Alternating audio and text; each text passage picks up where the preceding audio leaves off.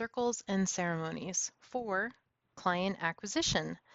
This is a part of our Premium Pass offer where you get our whole client acquisition masterclass series as a part of all of the different things in our Premium Pass. And this class is really designed to help you discover what has levity, what you would love to do to acquire clients. So we have how to get clients from hosting circles, hosting ceremonies, talks and workshops, referrals, networks, Instagram, Facebook Live, whatever feels like, oh, I would love to do that is something you can charge for it, but typically it's free. So it's a free ceremony and you offer someone else's volume or like you kind of go fishing in someone else's pond. And the reason why they let you come in and do a ceremony or do a talk is because you're providing value and it's free. And then you get clients out of that.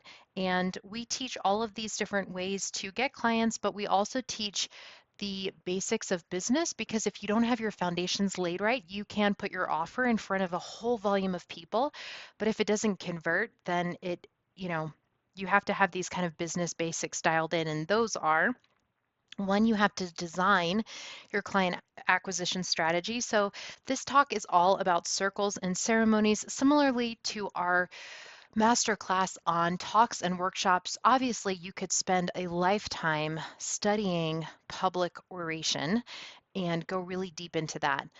This isn't going super deep into circles or ceremonies like we do in our full-length course. This is just specifically presenting some basics for you to decide if this is a method of client acquisition that feels energizing and has levity for you. You're drawn towards it because if you do too many things in your business, particularly getting clients and you really don't like getting on Instagram, or you would rather die than get up and do a workshop, then if there's too many parts of you that are not on board, then you're not going to spend the time necessary in your business. And that's really a lot of what this is: realistic income planning for sustainable service. If you want to, for example, make $5,000 a month in our talks and workshops, we tell you, a lot of perinatal professionals or health coaches will call 17 places.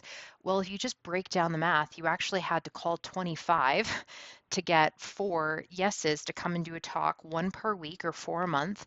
If 10 people show up, which is a very reasonable number, and 2 out of each of those talks, so 8 total that month, sign up for a clarity coaching call. And 2 or 3 of those people book your services, that's the volume that you have to do in order to consistently hit your income goals. So we do the numbers backwards so that you can see how many clients you need to get in order to do realistic income planning and how to have fully booked months. So we talk also about things like niches, your ideal customer journey, how to craft business descriptions that sell when you're trying to help people envision what it would feel like to work with you. Basically, while there's different forms of words, you could have testimonials, you have your description of what it is that you sell. You really just have images and you have words. So we're going to teach you the 7 psychological triggers that are psychological levers or mechanisms that you can pull that go from so that your offer is from like meh to must have. And all of this also, by the way, is trauma informed. So there's a way to like activate someone's nervous system so that whether it's urgency or scarcity or I only have, and we do teach about that psychological method, but we also teach, particularly with our fertility health coaches, so much sensitivity and grace around marketing messaging and the deep things that it stirs up within women, whether it's for postpartum doulas and we teach you how to do marketing without triggering about fear and what if you don't and your postpartum could be terrible.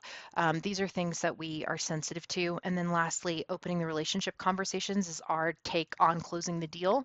We don't teach closing the deal, we teach opening the relationship conversations, and that's all within our client acquisition masterclass series that you can get for less than the price of a model pelvis. It has sold for $179, but is just the summit price, and then you get all these things. So let's jump into how to get clients with circles and ceremonies. This is a part of our larger circles and ceremonies material. Let's go briefly into just what they are. So circles create community. They attract those looking for more ongoing support and regular engagement. The atmosphere is oftentimes more casual and interactive. Women return for multiple sessions, which builds a sense of trust. They're ideal for fostering long-term relationships and cultivating a loyal client base. Ceremonies attract those who are seeking more of a profound one-time experience and those in marking a significant life event. So ceremonies that do placenta burial or that do the end of your breastfeeding journey, like milk bearing ceremonies where you present plants. Closing of the bone ceremonies is something that people can experience and other people can watch. There are ceremonies that mark menstruation. Obviously, in Christian Western tradition, we are all familiar with wedding ceremonies, baptismal ceremonies, ceremonies like the Holy Sacrifice of the Mass or like the Christmas Mass. These are things that we do together culturally. We're familiar with what ceremonies are. There's engagement that's typically more reflective and introspective, like everyone the in the parish lights a candle, and the participation isn't verbal processing and coming with a ton of emotion. It's just doing the part in the ceremony that's kind of pre-planned. So everyone is going to have like a lighting of a candle, or we're all going to sing the same song. These are less personal level of interaction, and there's more emphasis on the internal journey that happens. One thing that is unique with ceremonies, this isn't true with some, so like closing of the bones where fabric is used to provide physioelectric like pressure and stimulation, and the mom has this container to experience that tightly being held and then release, and to release her journey as having fully brought forth life into the world. This is something that's kind of a one-person ceremony, and people can pay you to facilitate that for themselves. A lot of other ceremonies are by nature larger group. Um, while there is an expense if something is served, like if you're sitting with tobacco or if you're sitting with cacao, if you are just doing like a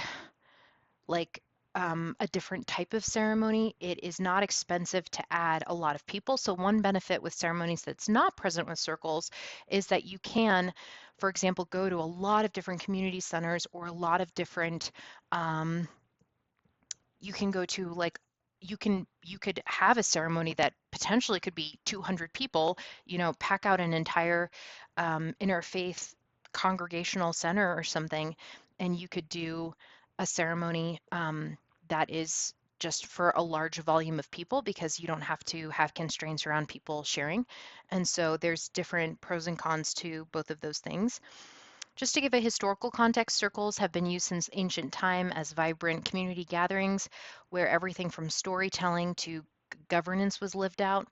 And not all circles are um, emotional processing. There's circles that can be convened for governance and for decision making. One of my favorite books that addresses this is The Dawn of Everything, and it talks about how Native Americans floored and astounded aristocratic uh, like Europeans because they spoke with such conviction and sincerity, but they were used to persuasion that ruled over having hierarchical authority. And similar to the Greco-Roman tradition of the polis and oratory and rhetoric, like the Native American mindset was like, well, how do we know who makes the decision if we don't hear him talk? Like there needs to be a group consensus that this person has the best ideas. Like, how do we know that before we hear him speak on this topic?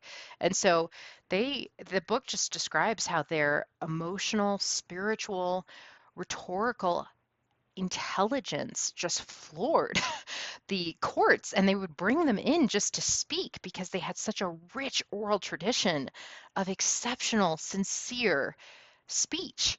Um, I just think The Dawn of Everything is a really, really special book that talks about sophisticated traditions of circles and oratory consensus. The historical context for ceremonies is that they are markers of significant transitions or sacred moments. They create a sense of shared meaning or continuity within communities. In a marriage ceremony, it is making tangible these partners' commitment to the container of marriage for the things that can only unfold in that container. Full acceptance of the other. It doesn't matter how many of your dark perks come out. I will never leave you. I will love, honor, and cherish you. And this is something that the community witnesses and with their intention solidifies this container for the deepest unfolding of the other person's parts. And it's a it's an expression of choosing that is radical and is lived out before the community and with the community's help and support. A baptism is making physical or manifest someone's decision to go from personal consciousness to Christ consciousness, that they are dead to self, they go under the water, and now are alive to Christ. With different ceremonies, there is a making manifest of a spiritual reality that the community is being invited into considering what this would look or feel like for them.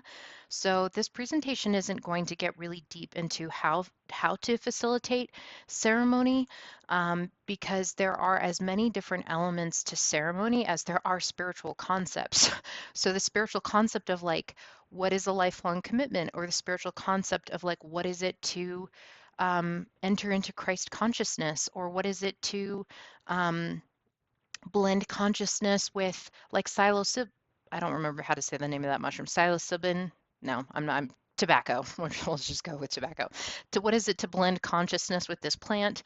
Um, like these are elements that there are as many different types of ceremonies as there are spiritual concepts, or like we are all going to do a lighting of the candle ceremony to represent, like Jesus is the light of the world, even though his birthday is September 11th and not in December, which is the winter solstice. But the point is that people are participating and making manifest or apparent a spiritual principle. And these are things that provide identity that people can identify and be like, I would like to, like, it's amazing how many times at marriages people are like, I would like to get married, and decide to marry their partner, or they see a baptism and they want to engage with that, or whatever it is. They see, yeah, it's just incredible the emotional cohesion that it provides. It anchors people to different truths culturally or spiritually that are meaningful within their community, and it cultivates a sense of belonging, of mass participation in a more unseen or untangible spiritual reality that's then made manifest. This is a little bit different from utilizing plant medicine and sitting with that. That's a little bit different of an interaction, although some of those elements are also present in like the holy sacrifice, the mass, etc. So let's get into structure and format. Circles are normally semi-structured. They have a looser agenda that allows for flexibility. We're going to get into how to host that with adaptability. This might include check-ins, discussions. You're being led by a guide. They can change and be fluid. They typically last 2 hours and can be held regularly, such as weekly or monthly. Ceremonies are more formal. So for someone who, in an altered or heightened state wants to plan out this like really meaningful ceremony, go into the deep meaning of historical ceremonies of their fathers or the land or their ancestry, and plan that, whether you're using ritualistic elements like lighting candles or using different symbolic objects, you can basically, the same way that a wedding ceremony doesn't have a lot of group participation unless you are literally asking them like, does anyone object to this? You know what I mean? It's like speak now or hold your peace. The interactive parts are pretty limited. So you can plan a ceremony start to finish with very little deviation from the planned structure. And for some people, almost like, I don't want to say theater, but it almost feels like I don't want to say performance. There is an element of religious framework that is a container. And if this substance isn't there, it feels hypocritical. But that doesn't mean that the framework or the structure itself is inauthentic. You can plan out the experience and provide the heart energy and the emotion to fill in that experience. So for some people, this feels very less messy and very easy for them. They can imagine what it's like to lead a ceremony the same way that they would lead a workshop. And we are going to do a milk burial ceremony. So planning, bringing all the plants to give to the mothers, and like everything from start to finish feels very organized and like tangible to them. They know how it's going to go. They know what they're going to do. And there's that feels like really compelling and beautiful to them, and they put their whole heart into that, and you know, it's really, really lovely. These are typically one-time events. They can last up to a couple of hours, and they oftentimes leave an incredible lasting impact on participants. So ceremonies for client introduction, we've already said this, that ceremonies are more structured and ritualistic. They often have that spiritual where you will have a symbol that makes manifest a spiritual component, marking significant transitions or intentions, such as a new moon ceremony, a blessing for a new beginning, or a healing ceremony. These are things that create deep transformational experiences for participants. They evoke a sense of the sacred and connection to something that's larger than ourselves, where circles are more informal, they're community orientated, they focus on sharing, support, and discussion. Ceremonies are designed to create these significant emotional and psychological shifts, like I wasn't married 5 minutes ago and now I'm married, and to kind of honor the weightiness for that, it kind of creates a space for that. So people who have a ceremony around the end of their breastfeeding journey or their childbearing journey, or you could have a ceremony for people who are deciding not to proceed any further with infertility treatments and fully accept their life as a childless adult. There are different ceremonies that create a container or a space for us to be fully present with our joy or with our grief, and to be held by the community while we're having that experience, or to recommit ourselves again to joining Christ consciousness as the light of the world, or whatever it is. So as we participate in these deeper spiritual senses of renewal, the impact can lead participants to want to connect with the host, but they also can be standalone that fulfill a specific need. And because they are often a one-time special event, you need to be really careful with taking in participant information in the onboarding process or the registration process for a ceremony, like making people sign up with an email in order to attend, because oftentimes what happens in ceremony is so deep that it really is too much of a right turn. It's too harsh and too much of a departure from the sacred to invite them into a one-on-one coaching relationship with you, etc. So while you can give a small gift with your contact information, I really find that it's best for you to take their contact information so that you can follow up with them. And the most natural time to do that is to make them register for the ceremony, which means that you can also send them reminders, help them set intentions, help them to come intentionally with their energy of what they want to give and how they want to participate and come away from. And then that also, if you did like an intake form, that also would be very natural for you to follow up, ask them, about their intention, and then have some sort of a nurture sequence to transition them into being a client. As you are considering if a ceremony is the right customer acquisition strategy for you, you want to make sure that the ceremonies that you dream about hosting are realistic and within a vein that makes sense as a part of your client acquisition strategy.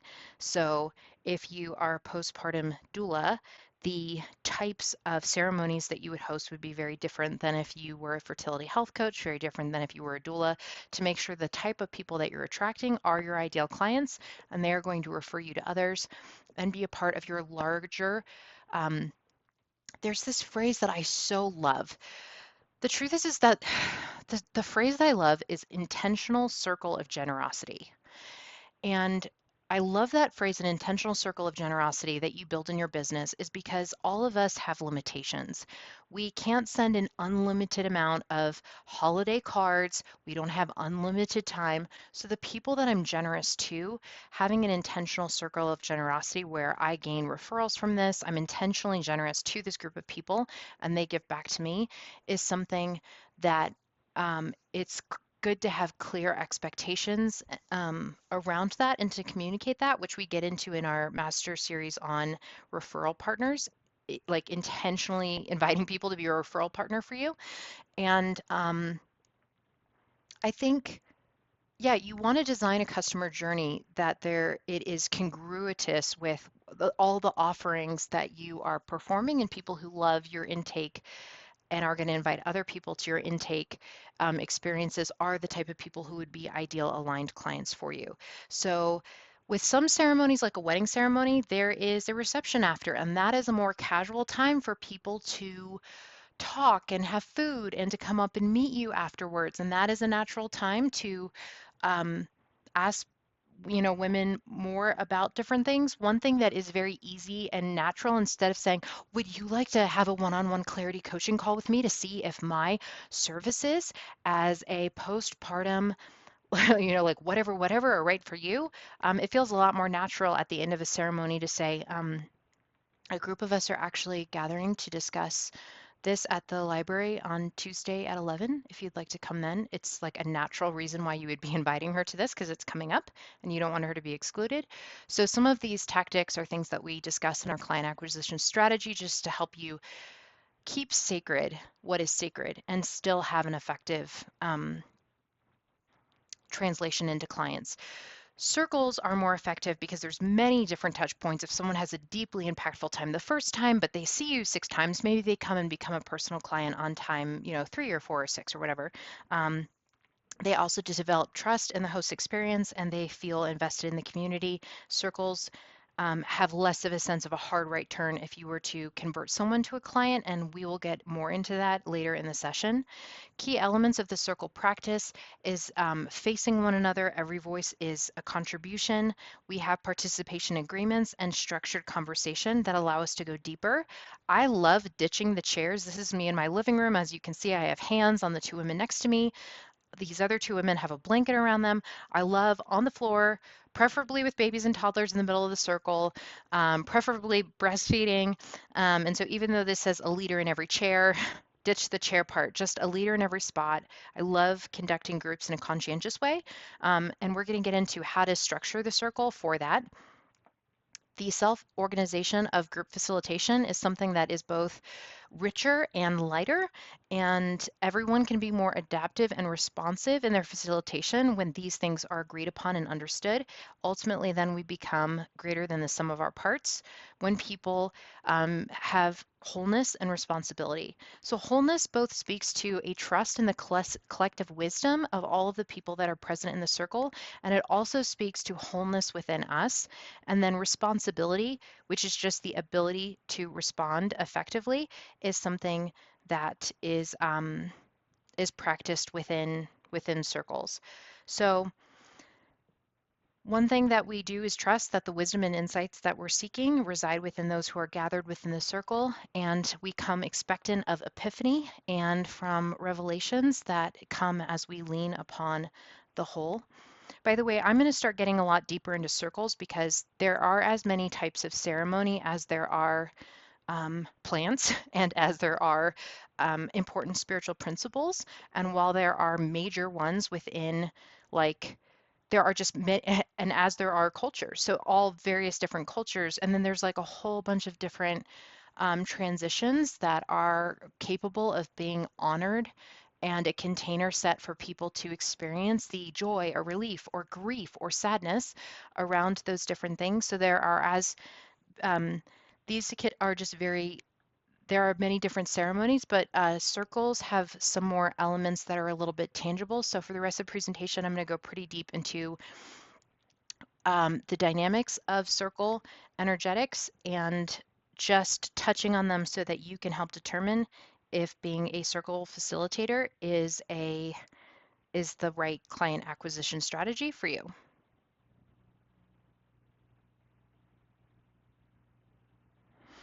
Okay, one thing that we go pretty deep into in the full-length course on this is examining motivations to help, which is something that is particularly important for people whose personalities are suited to become doulas. Many people in their family of origin, early childhood experiences took on the role of caregiver or the person who smooths things over and makes things better. And examining family role dynamics is important because that forms our very early sense of identity and what is natural, because cognitive dissonance is an uncomfortable state. We can have information come in at a subconscious level I don't want to be in connection with you, or what you're doing is making me angry, or I don't feel comfortable with this. This is something that we might get at what we would call a gut level. You actually have more neurons in your gut than you do in your brain. Our bodies are your subconscious is accurately understood as your body. Your body is your subconscious. It is super computing details of information that are so far beyond what your prefrontal cortex can take in. Your prefrontal cortex can basically take in a postcard worth of information. You can't even memorize, most of you, 10 numbers. If I were to say memorize these 10 numbers. Meanwhile, your body is processing things like people who were sweaty because they worked out, and people who were sweaty because they were put into a fear situation, like bungee jumping. They took the sweat off of those two pieces of clothing and let people smell it, and people had a cortisol response of fear and stress in response to the sweat that was produced in the context of fear and stress, but not in the context of working out. So your body is taking in, when you meet someone, you're taking in at a somatic, unconscious level all of this information and then having an authentic, somatic, unconscious response to it. If your conscious mind has an identity system of, I never say no to people, I'm always available to help people, I am a good Baptist pastor's wife, you will suppress anything in your body that is incongruent with that identity, and you will not let it will not come into your conscious awareness, and it will be projected then as shadow, or it will just pop out in other uncomfortable addictions, or it will find a way out. It will find a crack to seep through. So I hope I just made that clear. So basically, when we have an identity of like, I am a helper, I fix things, this is something that identity needs to really be looked at before we come into circle work. Because if something hard or difficult comes up within the circle and your identity is, I'm a fixer, I make everything better, I am going to be here to eradicate all of your uncomfortable feelings. A lot of times, how I feel about my uncomfortable feelings, like a tolerance for things to be dark and hard and scary, is something that is very beautifully grown within the container of circle in a really safe and positive way. But examining motivations to help and to be the leader is something that's really important before you go into this work. This work also is, I think, oh, I had a thought and I lost it. If something hard and difficult comes up and it challenges your identity, this is true of like any leader or any person who has reputation, or in the Christian tradition, they call this the fear of man rather than the fear of God. You basically are like, this is going to reflect on me and my public persona. And it's true that the more that you feel that your decision informs your identity, the less good of a decision you are apt to make, because you want to seem great. You want to seem whatever. And so you're going to make a decision actually making everything orient back to you and your identity and your worth, rather than having that be something that's stable and solid, and whatever's happening is just happening outside of me. And I'm confident and secure. I'm able to handle this and recognize this is about you. This isn't speaking to my identity to fix things as a doula, or as a, my worth as a fertility, my professionalism as a fertility health coach, or as a spiritual guide, or as a ceremonialist, or as a circle. Like, this is something that's arising, and it's not tied to your identity, is eventually where we want to get.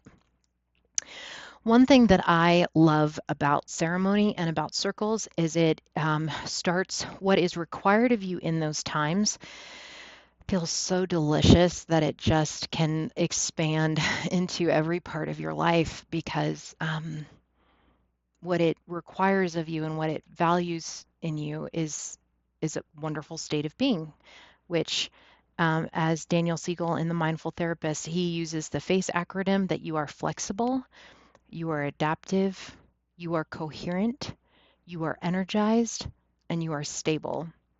I just want to speak quickly to this word coherent. It is shocking to me how often, again, because our bodies are like supercomputers and they're reading off someone's subconscious cues of their breath. Our body, we literally can pick up someone else's heart rate and breath, these baseline experiences of how stressed or peaceful they are. That's, by the way, why radar detectors work, is because when someone is stressed, when someone lies, they fundamentally believe they have to lie because they can't trust that person with the truth. And if you don't trust someone, you don't feel safe. And if you don't feel safe, your body energetically is going to become weak. Lies literally make you weak. You can, if you do muscle testing, you can push down a person's arm if they're lying, and you can't if they're strong, because their attention all of a sudden gets diverted and they're trying to assess, how smart are you? Can I deceive you? What's the lie I can tell? And they're trying to spin reality. And so someone's heart rate will go up and their breathing and respiration will go up on a lie detector, which is what the machine picks up for. So when people are in a stressed, dysregulated state and they show up and they try and be like, try and fake presence, groundedness, a regulated nervous system, which, by the way, is like the ultimate flex these days. It's like better than being skinny and rich. It's like, you have a regulated nervous system. Oh my gosh, like, tell me your secrets. Um, you can't fake coherence. The subconscious computing of the body is more intelligent than that. And so I now find that if I'm showing up for a client, I'll just say, um, I'm so excited about our time together. Really looking forward to this postpartum session that we have. I just want to clear the air and say that I'm somewhat dysregulated from my day.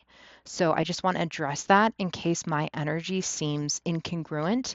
I'm trying to like fully leave that behind and fully enter into this container that we have that I'm really looking forward to. And I just felt like I needed to voice that. So often people will say, will basically respond and be like, you seemed really stressed, or you seemed and they'll speak to it and they'll basically say, thank you for addressing that. Because if you are trying to fake someone out and be like really smiling, happy, how are you? I'm fine. It's like, the why are you like lying to me basically about how you really are? It makes people feel really uncomfortable for all of these subconscious reasons. And while most people couldn't articulate that, as someone who is fully coherent, fully present, all of their parts kind of gathered and husband shepherded into alignment, is something that we do for circle and for ceremony, and is just in general a really beautiful way to live. So that's what I want to say about that. Capacities for effective facilitation. This is something that applies both to ceremonialist and to circle host. We have witness conscientiousness. So we are resting in and returning to a state of just witnessing what is going on, either spiritually, that we are giving voice or symbology to and bringing forth, or we are witnessing someone who is sharing their story before us. We are present. So we are fully present with group energies without being triggered. When I say the word triggered, oftentimes you can have emotional memories that are um, inherent, not explicit memories. They're not visual memories. So you can be pulled into, this felt scary, also like this other scary situation. And now all of a sudden, half of your consciousness is back in an emotionally volatile previous situation. You're not fully present. This feels like when my sister would antagonize me, and how dare that person say this antagonizing comment. So to be fully present without being triggered into a past, this felt like then, is a skill that we practice. So when we have a stimulus, we have consciousness and we choose our response intelligently instead of being triggered and just having stimulus, trigger response. We have stimulus, conscientious response. We play with energetic connections. We integrate all of our instincts and our intuitions with our cognition for such heightened, um, such a heightened emotional and spiritual intelligence than what would ever just be possible with only our left brain. And when you get into advanced practices, you're now reading group energy. You're accurately reading and directing group energy fields. There are 3 different roles that I'd like to highlight that are possible in circles. This can be done by the same person, but it's really fun, I think, to separate them out. So if you're going to do a circle, like, you be the host, but have your bestie be the guardian and play with that, or or to delineate out and have someone else be the scribe so that you can be fully present with the energetics while they're note keeping. But you can do all these things, but these are just 3 leadership roles that can be done in a group. So the host stabilizes and defines, Well, first they define and then they stabilize the outer rim of the circle. They do this with intentionality in their preparatory activities that stabilize what the center of the circle is, what is the calling of the circle. They set the intention for that. They also, as the host, arrange for the space and prepare for the gathering, although that's something that you may, let me just say this, in my experience, it might actually even be good to delineate out these two processes, because if you are running around housekeeping and like, oh, there's Cheerios all over my carpeting, whatever, if you are going to host ceremony or host circle, having someone else do the food and the cleaning part sometimes is really good so that you can focus on coming fully integrated, fully present as the host or as the ceremonialist. And sometimes someone else would be so happy to host. They're like, yes, oh my gosh, you want to do a grief circle for moms experiencing perinatal loss? I would love to host that. And their job is just to have the house clean. You get to leave your house. You get to show up to a clean house. They've set out the tea. They're going to do the dishes afterwards while you connect with the women. So I actually am going to correct the slide here and say that it's really wonderful when you can find a volunteer to host if you are leading. The host defines the circle. What is the circle's intention? Who will be there? What diversity are we seeking or not seeking? Why would you not seek diversity? Well, are we just having everyone come to the circle who has hormonal dysregulation, or is it only teens like 11 to 16? Or are we including perimenopausal women? Or are we including in a loss circle? Is it only natural losses, or are we including medical abortions? Are we including elective abortions?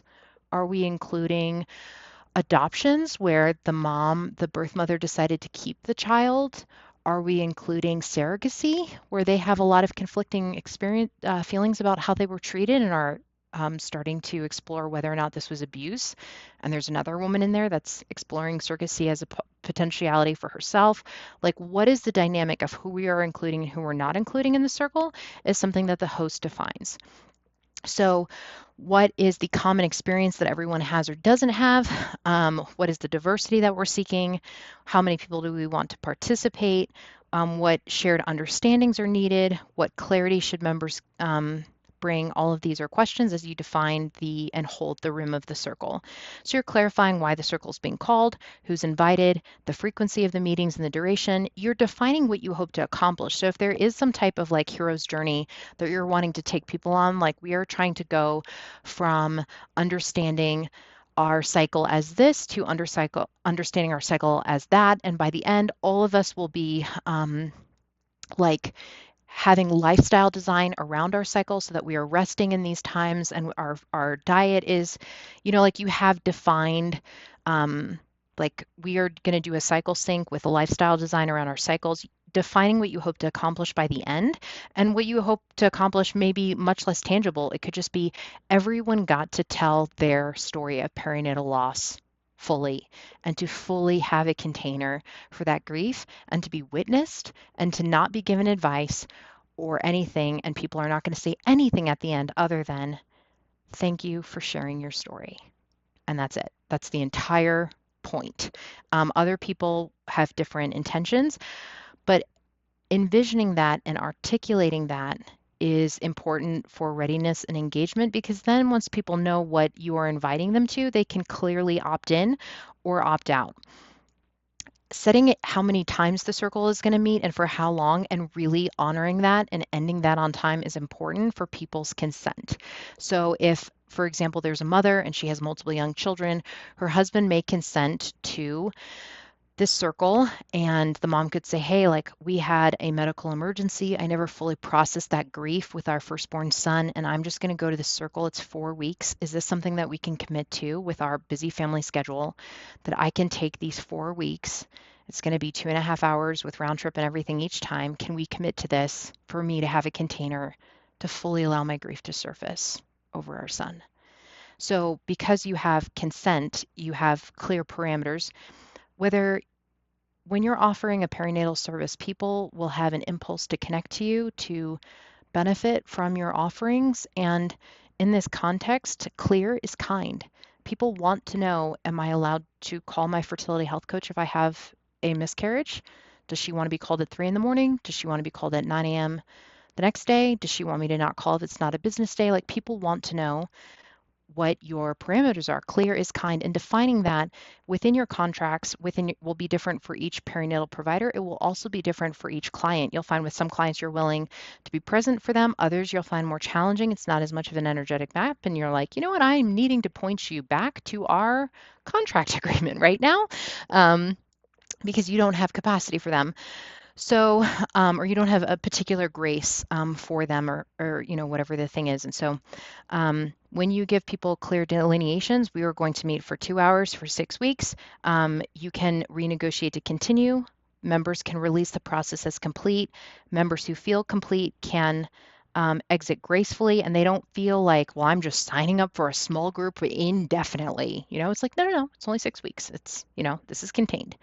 So with circles, we kind of go through this process of building trust, carrying out our intent. Then you can either recommit or you can let go. You can acknowledge the end of the circle with a ceremony, respect for the process, and move on.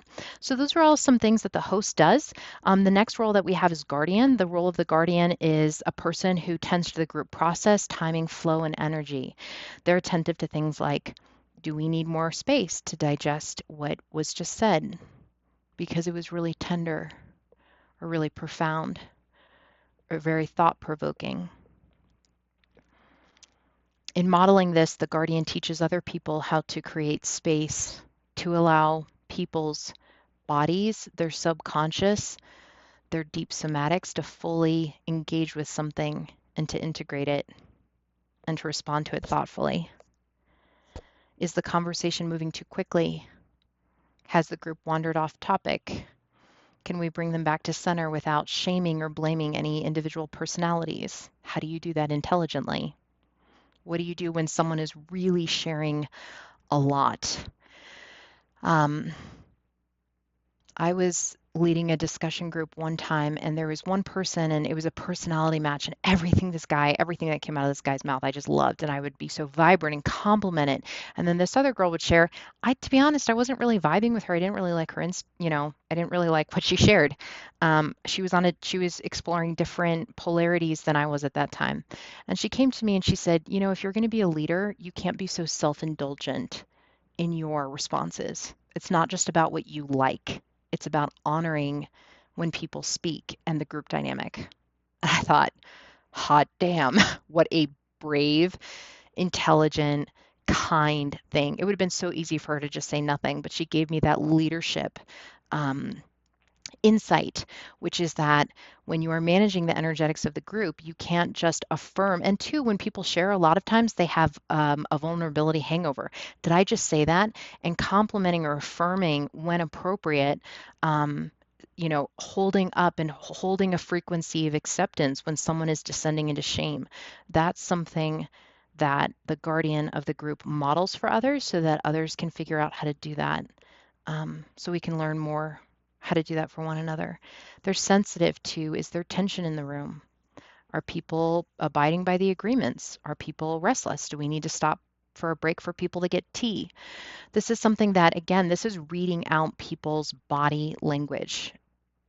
People who are good for this are people who spend a lot of time tromping around the terrain of the underworld of the subconscious and who are able to have that messaging fully emerge into their consciousness. This is something that a lot of times people will use people who understand some of these deeper things, and the occult goes into a lot of these things. The word for occult is hidden. It seeks to make mysterious, or occulted just means covered or shrouded from view, things that are actually our human birthright. When our bodies aren't filled with toxic heavy metals, and our metal receptors are open to iron, which carries the breath and the oxygen through our system.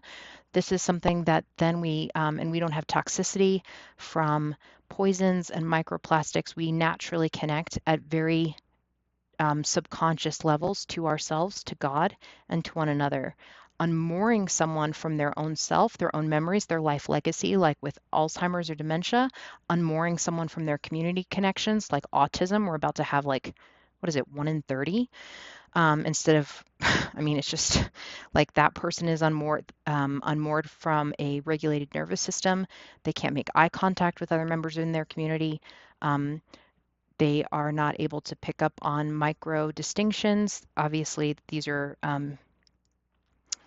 generalizations, but like touch doesn't feel comforting like it does for other humans. It feels overstimulating.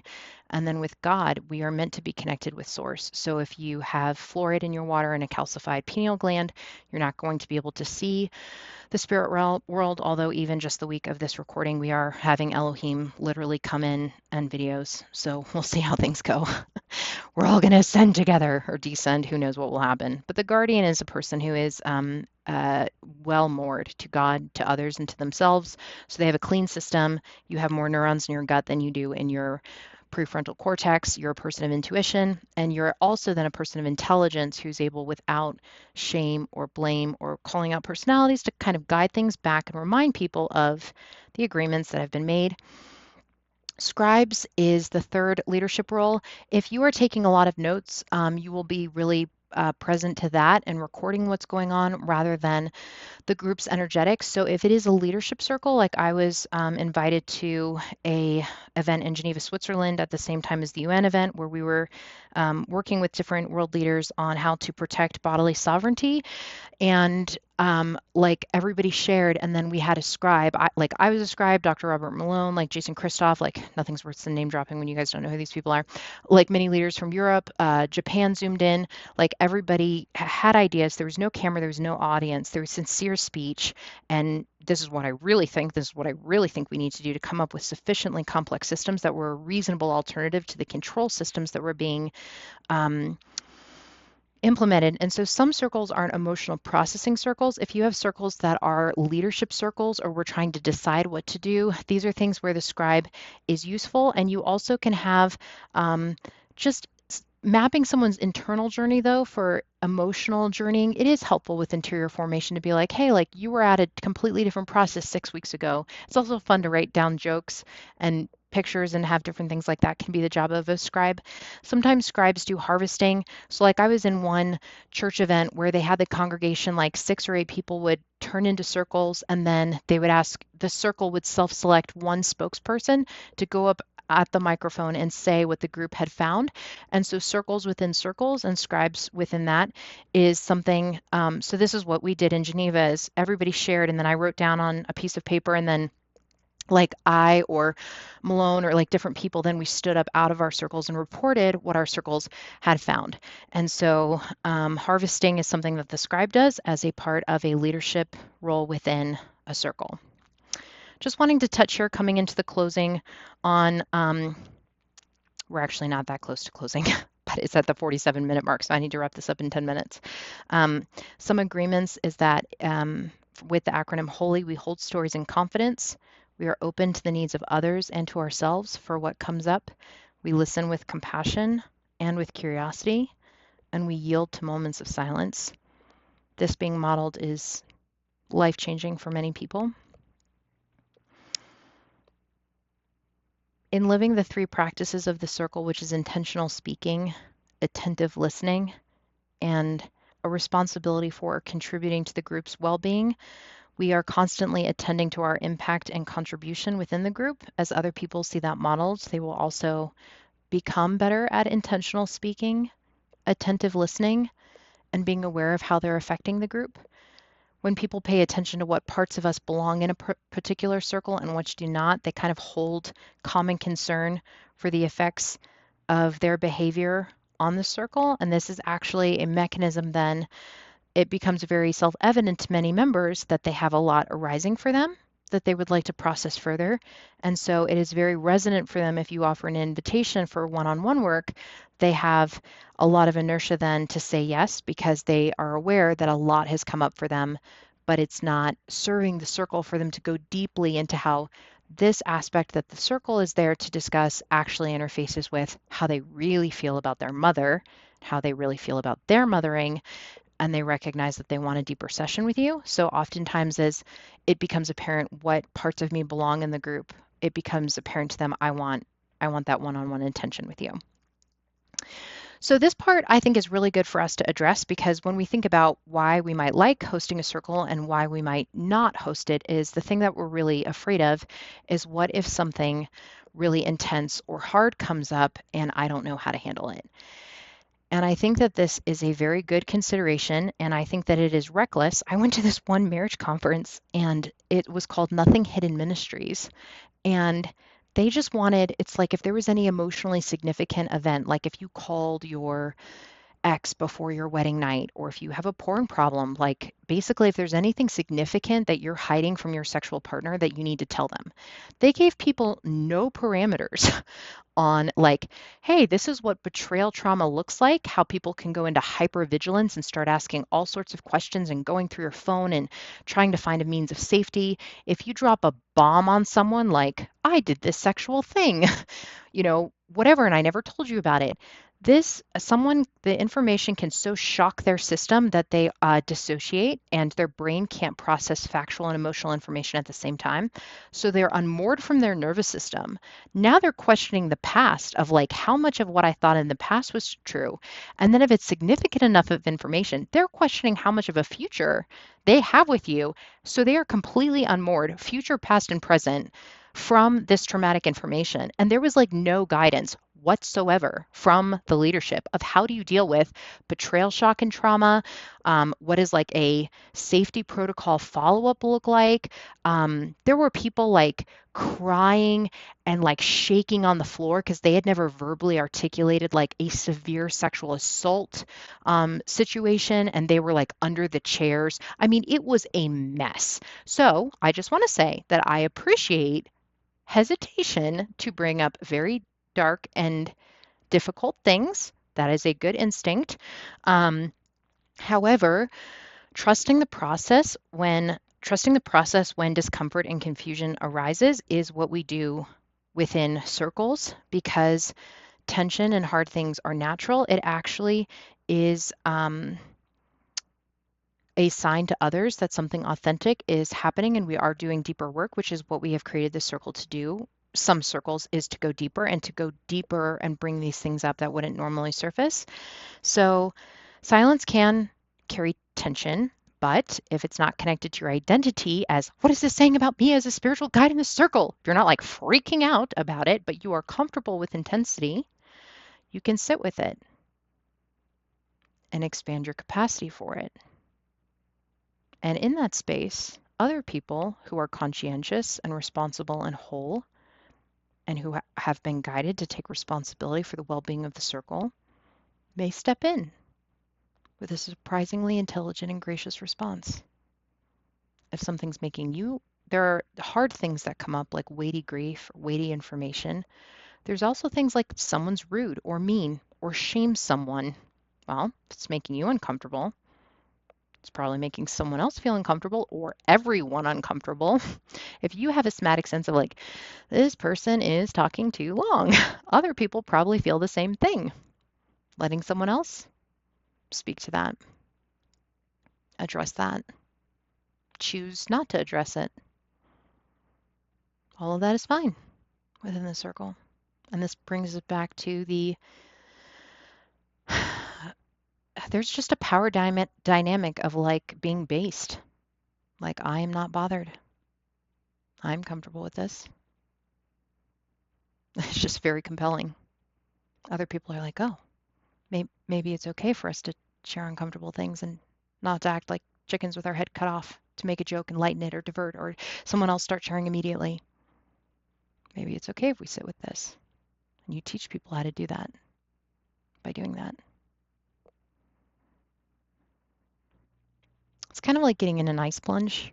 Like, it's not pleasant, but I don't know if there's anything I hate more than being in like a Korean. It's mandatory nudity. So like I'm in there nude. It's a very small space. Someone else who's naked gets in. And these women get in and they're like little birds. They're like flitting about, splashing water all over me. They're in there for like 70 seconds. Meanwhile, I'm on minute 14 of my ice plunge. And if you can just have the awareness, this is intense. I'm noticing in my body that this is intense. And I also notice that I am surviving and that I am okay. and you just become comfortable with intensity, and you expand your capacity to not be dysregulated. Instead of staying safe, you become strong. That's what the world requires these days. So if difficult things come up, you engage with curiosity, not with judgment, and just go into it knowing that challenging things will arise. This is authenticating to the other circle members that something real is transpiring. When tension builds, let other people speak, share their perspective. Facing and resolving problems and conflicts ultimately strengthens the circle, and respect and maturity emerge as people overcome these relational crises together. It is helpful to rework intentions to understand why things may not be working. Do this without focusing on personalities. Have the guide come back to what are the group agreements? Do we need to change them? Why is the circle out of balance? How can we restore that? One thing that's really practical is you can come back to time and timing limits.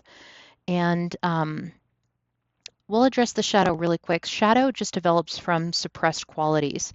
A shadow can be either negative or a positive quality. It's just something that the person has identity with a certain quality, and there's cognitive dissonance because I'm this thing, I can't be this other thing. And so that quality is suppressed, and because it's suppressed, it is projected. I can't admit that I want to rest. So I'm resentful of the fact that you have given yourself permission to rest. That is projection.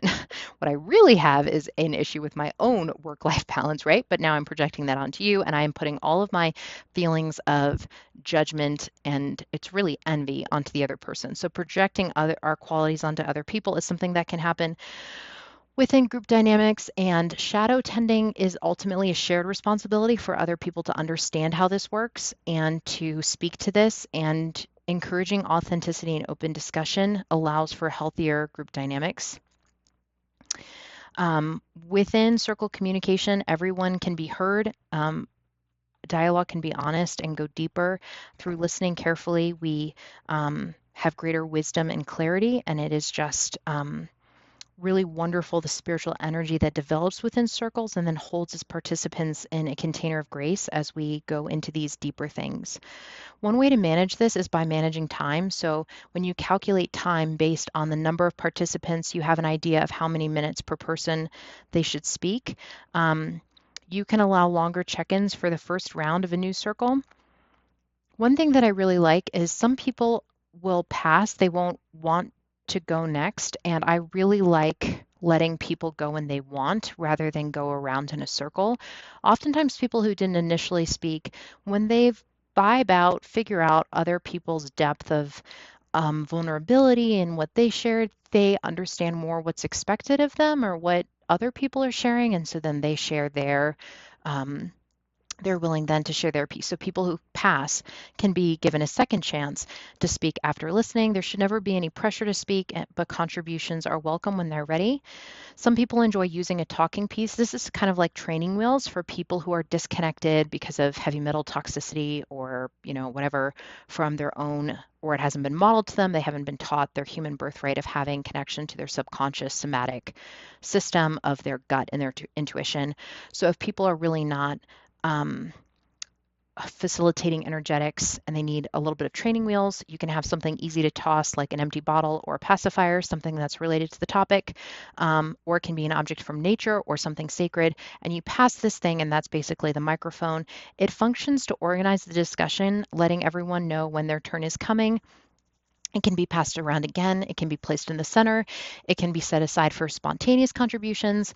Not all conversations need training wheels, but this is functionality that you can introduce if it feels like it's needed, or take it away. It just heightens attention and it slows down interactions for better listening.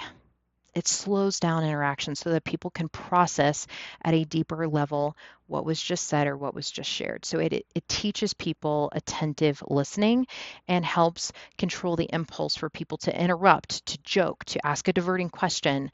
And it also guarantees the fact that everyone deserves to be heard. One aspect I really love is this concept of speaking to the center, meaning that you invite someone to speak with complete authenticity as if they were speaking to the divine, to source, to the center. Having a candle at the center This is actually, if there's shadow projection, and like, for example, in a perinatal loss, maybe someone had, we just have different stories and there's some projection going on and there's grief and there's blame and I'm blaming the part of me for this and things have gotten a little awry. Sometimes then there will be vulnerability and there will be maybe shame or regret or whatever. And this is a beautiful way to recenter the circle, is to just say some really profoundly hard things were shared today. And I just want to give an opportunity, if anyone is feeling like, the first time they shared this, it didn't come out right, or maybe they fully blended their consciousness with a part that was intensely feeling shame or blame, and they spoke from that, and you gave voice to that. But there is another part of you, and that part isn't consumed by shame, and you'd like to give that piece an ability to speak. We're just going to create a moment here, and we're going to light a candle. And if there's anything that you'd like to say out of sincerity, I'd like to invite you to speak it to center as a prayer, as you would to Source, the one who made you, who knows you, who loves you. You are fully known and fully loved, fully accepted. The darkness is as light to him. There's no part of you that's scary or unknown or unloved or unaccepted. So if there's a part of you that would like to speak authentically, sincerely, with no mind to the audience or to what other people think, I want to give you an invitation to speak a prayer to this light, to the center, that's a pure, authentic expression that has no consideration for any other listeners, but that's just a pure expression of something you'd like to say. You can speak it to the center. So when we speak to the holy, we normally call that prayer, and this gives people the training in sincere speech and authentic speech. We would never correct someone's prayer, tell them that, they're doing it wrong. I actually do correct people's prayers. I do teach people to pray. But for the sake of this slide, whatever, when you speak to the center, authentic speech, if people are maybe too aware of attentive dynamics, and there is just would be a benefit for speaking from the authentic self, the sincere self, whether it's needing to clear up side, whatever skirmishes or whatever, this is a wonderful tool of speaking to the center that teaches attentive listening and a witness consciousness of, I'm just witnessing. Thank you for your experience. I don't feel the need to comment, give advice, or anything else. It's a really good tool. Whether you are a fertility health coach or a birth coach helping someone plan their birth, or a circle leader, basically your job is a series of questions. Like, I'm going to come up with a series of questions for this circle series. So what is the transformational journey that people are going on? Whether it's, special needs, like my child was born disabled circle, and we are going from processing grief to full engagement with, what does this child need now? Or whether it's a early menstruation, we are going from feeling uncomfortable about our bleeding to understanding life cycle syncing and what are our body's needs. And this is a beautiful ways that we were crafted as women. What is the series of questions that you want to have? What stories do you want them to share? The questions should obviously be relevant to the intention of the circle. I don't know why that even needs to be said. They should be simple and clear. They shouldn't be compound questions. Like, tell me the story of when you first got your period and how the women in your life made you feel. Like, that's a compound question, or things you want to kind of have the unfolding of this, like, what was your experience of periods before you got yours, or what did you know? It should just be a simple question, like, tell me the story of the day that you got your period, is a simple, straightforward question. It should require more than a yes or no answer, so it should be something that leads to deeper dialogue. It should invite reflection and open-hearted responses and encourage people to think for themselves, and there should be some sort of a sequence in the process of what's being shared. And I'm going to skip a lot of this. Ultimately, I think that in circles, we can achieve a collective coherence where our nervous systems align. We can experience compassion. Maybe we don't feel permission to feel compassion or grace towards ourselves, but we can experience that towards someone else. We could say, Of course, there's grace for that in such a hard situation or, whatever. And then we can hold the frequency of that for other people. Um, we are able to create order out of our chaos when we go into it with curiosity and get to really the bottom underneath the stories of these energetic knots, to put the light of our consciousness on them, to think of alternative meanings, and to find that we actually are okay with this from a different perspective, so that we're not in resistance to it, that we've learned its lesson, we've integrated it, and we can have peace because we're okay with this facet now. Um, when we do this together, we have higher dimensional ways of relating and understanding ourselves and our collective past. I'm not going to get into all of this. Um, More advanced practices with this get into what some practitioners call the dark lake, or going into cultural trauma. So a lot of times people have exactly opposite trauma, and it's very deep on both sides, and it's generational on both sides. Very deep feelings.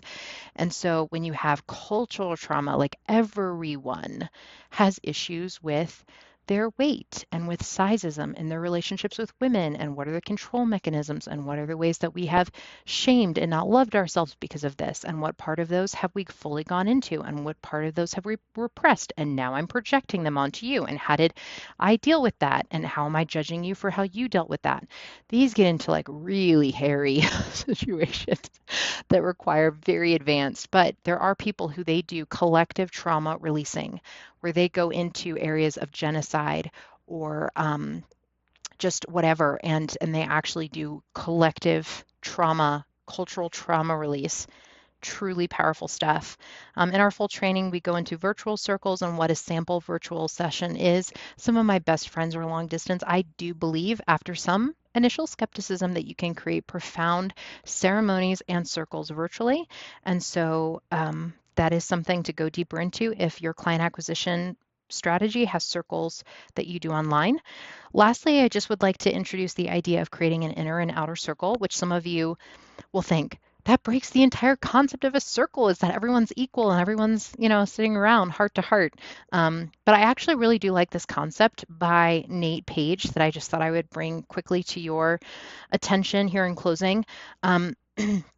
The outer circle helps people with common struggles, and the inner circle aims more for personal change, addressing personal issues and those personal dynamics we want to go deeper into. So an outer circle is a little bit more open, drop-in, flexible attendance and membership. Inner circles are typically closed. They have a start and end date. There is a fixed membership and a structured onboarding process. So the outer circle can, people can invite friends. It has fluctuating attendance, whereas the inner circle, you'll have, for example, a fertility health coach that wants women to process how fertility is impacting their partnerships, whether it's I am single or I am in a partnership and I don't know if I even like the guy this much, but I feel like this is my last chance for a baby, or I'm in a committed partnership and my husband's trying to have a baby with me, but it's really affecting our sex life and it's making us both sad, to I'm a single mom by choice. And right, she has having all of the women share these different aspects of how their sexuality and partnership are affected by their desires for fertility. And she's doing that without even fully having gone through our fertility health coach certification program to start doing labs and different things. She's building a wider audience. But then it's really natural to say we have meet other moms in the neighborhood. Everyone is sharing their things. But if you guys want to go deeper, and this is brought up a lot for you, and you actually want to have more time for your story, we have a new circle that's starting. This one is once a month. Bring your friends. It's drop-in. It's free. Our inner circle is 8 women max. Everyone is going to have more intentional time for their story. It's paid. It's a certain amount of weeks, whereas the other one is ongoing. You just know you don't have to check in every Saturday morning. We are going to be having a fertility and sexuality and partnership circle at my house. The other one is a lot more intentional. Another thing that you can have is you can actually, these can either be in different times and spaces, like the general free one is every Saturday morning. Bring friends, drop in, come when you want. It's casual. The other one is paid. It's on Tuesday nights. It lasts for 6 weeks. You can also have a circle within the circle where you are working energetically and transmuting hard or difficult dark energies and getting someone within that time and space working with them, or like sometimes at conferences they'll call this the hot seat. So basically, instead of doing like a marketing presentation, you do a work session with someone where someone's in the hot seat and they are working through their marketing plan in real time, and everyone else gets to watch. And then if people want to be in the hot seat, then you invite them to the inner circle, where so you can have a circle within the circle where these three women are talking and everyone else in the outer rim is witnessing and drinking tea and not able to have the deep dive that the people in the hot seat or the inner rim are enjoying, that more personal interaction. And so I kind of already said this, but inner circles they discourage outside interactions and have more of a cohesive therapeutic relationship of that container. And I think that it is very natural to invite outer members to that inner circle of personalized services, because as your circle brings up memories and emotions that are deeper than are able to be addressed in the circle, it's very natural to invite members to deepen their commitment and engagement with your services as you provide an opportunity for them to fully go into these things. So transitioning circle participants to one-on-one work allows for a deeper exploration of their issues as a continuation of their circle experience, and it highlights the potential for focused attention, tailored guidance, and accelerated progress. And you can invite people to this naturally by sharing success stories or testimonials from other who made similar transitions of getting deeper clarity within themselves. This is partly where a scribe gifting would come in as you document the transition of people. Sometimes people are so close to their stuff they can't see, actually, I have more clarity, I have more congruence, I have more momentum. And you can remind them of their language. Like, I keep books on the people that I do interior formation with. I keep notes. I scribe where they have changed. And this is really helpful there, because then you have testimonies which you can share with permission. As a part of our branding series, we have a whole course on how to ask for appropriately testimonies and how to use them and how powerful they are for your business. So, yeah, designing a smooth and supportive transition for circle participants into services or one-on-one sessions is something that can be done with pure gift energy, knowing that people are going to want that greater level of connection with you. And it's really natural to offer that, and people will be hungry for that. You can ensure continuity by referencing how these can be expanded on in individual sessions. And I find that circle work transitions beautifully into one-on-one clients and a real gift energy, not a hard right turn or sales. And to even starting, like, hey, we are starting our inner circle, or I am starting my one-on-one coaching this week.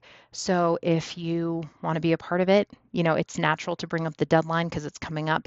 It's a very natural thing to do. So in conclusion, this is a beautiful client conversion strategy. It's very sensitive and personal, which things you offer for free and which things you offer that are paid within your services, ultimately moving towards levity so that you don't have to apply force to the parts of you that are not in agreement, that don't want to be doing this, that don't want to be speaking, or don't want to be posting on Instagram. You want to make sure that you have a love reaction, a whole body, instead of disgust and recoiling. You want a whole body love, forward-leaning response. I love to do this. I want to be running ceremonies. I want to be running circles. I have gorgeous gift energy when I call people on the phone and ask them to do this. These are really sacred and deep and emotional offerings that deeply serve the community. And I love the quote by Frederick Buechner that we find our mission and our calling where our deep passion and the deep needs of the world meet. So, transformational experiences that happen while hosting ceremonies can attract a very diverse audience. Converting them into clients is something that naturally comes out of crafting this singular impactful event. But both approaches are very valuable as a part of a client acquisition strategy, depending on what feels right for you and the needs of your community. Thank you for your leadership in considering these offerings. Please leave me a comment below this course, and I will see you in the next one.